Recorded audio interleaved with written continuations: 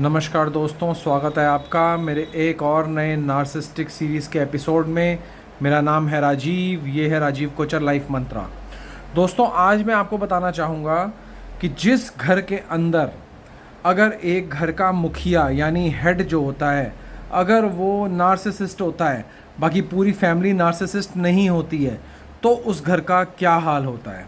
अगर किसी घर का मुखिया या आपके ससुराल का ससुर या आपके घर के जो आपके दादाजी हों या आपके फादर हों, जो घर का मुखिया है, वो अगर नार्सिसिस्ट है, तो आपके घर में आपको जीने की आज़ादी 0% होती है।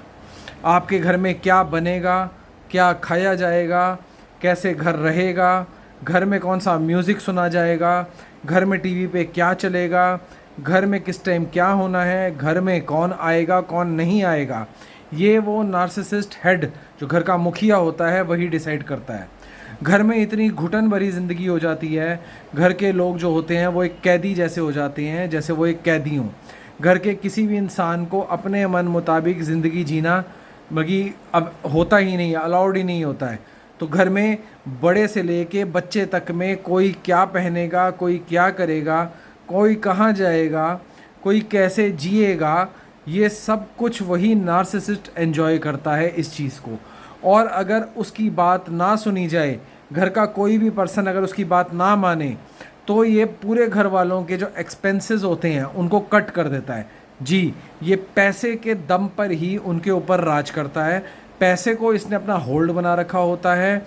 घर के सारे लोगों के जो भी एक्सपेंसेस ये दे रहा होता है, अगर ये किसी से किसी भी बात पे नाराज़ हो जाता है, तो जब तक इसको मनाया नहीं जाएगा, इसके सामने एड़ियाँ रगड़ी नहीं जाएंगी, इसके सामने माथा टेका नहीं जाएगा, तब तक ये नार्सिसिस्ट पूरे घर वालों के एक्सपेंसेस को रोक देता है।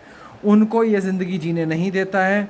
उनके एक्सपेंसेस रोक कर उनकी बेसिक्स जो होती हैं चीज़ें, उनको भी रोक देता है। घर में राशन लाना बंद कर देता है, खुद बाहर जाके खाना शुरू कर देता है, घर वालों को तंग करना शुरू कर देता है, जब तक वो इससे माफ़ी नहीं मांगेंगे। उसी तरीके से घर वालों को कहीं घूमने जाना होता है, कहीं जाना होता है, यही इंसान डिसाइड करता है। ये इंसान अपने इर्द गिर्द सबको रखता है।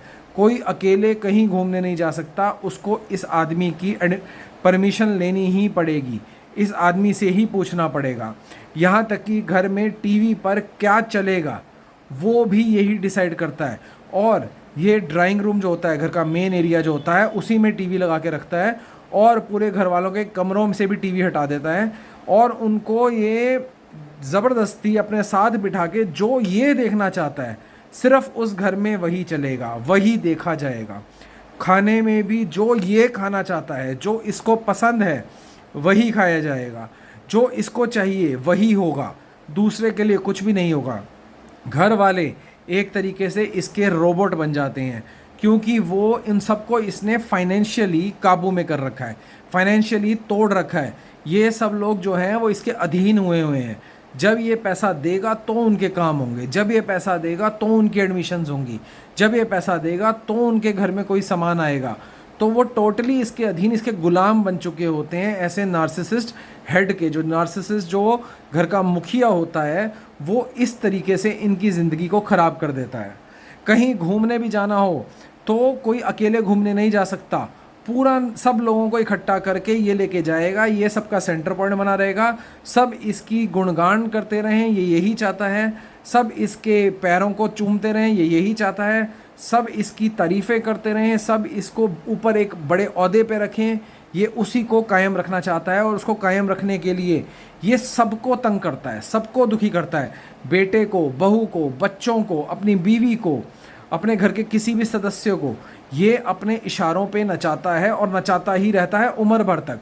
और ये अपने मरने तक सब कुछ ख़त्म कर देता है, कोई प्रॉपर्टी को नहीं छोड़ता है, सब कुछ बेच मारता है। जब ये मर जाता है, ये किसी को कुछ नहीं देकर जाता है और सब लोग समझ लो अधड़ में लटक जाते हैं जब ये मरता है, क्योंकि ये सब कुछ बेच चुका होता है, सब खोखला कर चुका होता है, घर को खाली कर चुका होता है। और जब ये मर जाता है तो बेटे, बहू, बच्चे वो अधड़ में लटक जाते हैं, उनको समझ में ही नहीं आता हम क्या करें, क्योंकि उन्होंने तो उम्र भर इसकी गुलामी करी होती है।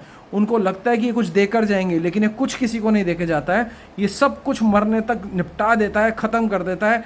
अपने ही ज़िंदगी अपने हिसाब से जीता है, और जो बाद में रह जाते हैं वो सिर्फ और सिर्फ रोते रह जाते हैं। ध्यान रखना।